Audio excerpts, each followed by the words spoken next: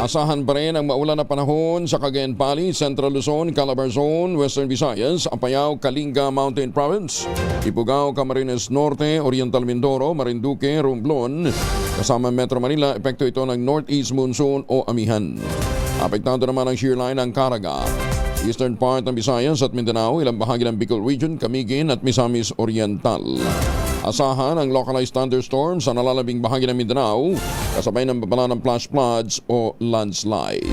Unahin muna natin sa ikaw ng bahagi natin ngayong umaga, si Shinel Dominguez mula sa Pag-asa. Ma'am Shinel, good morning. Magandang umaga po sa inyo, Sir Angel, at magandang umaga din po sa mga taga-subaybay po natin para sa ating weather update. Wala tayong minomonitor na anumang bagyo or low pressure area sa loob at labas ng ating Philippine Area of Responsibility.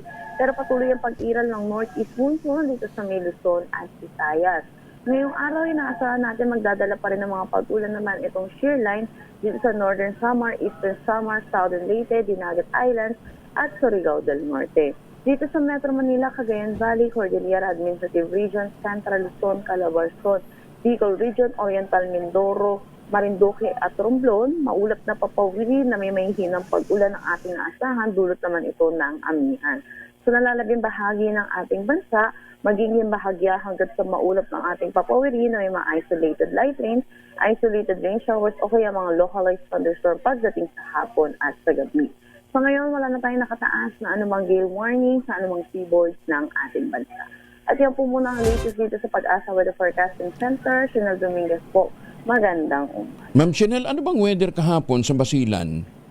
Kahapon ng madaling araw. Maaliwalas naman po yung panahon po nila. Hindi maalon ha? Hindi po. Hindi maalon doon sa area.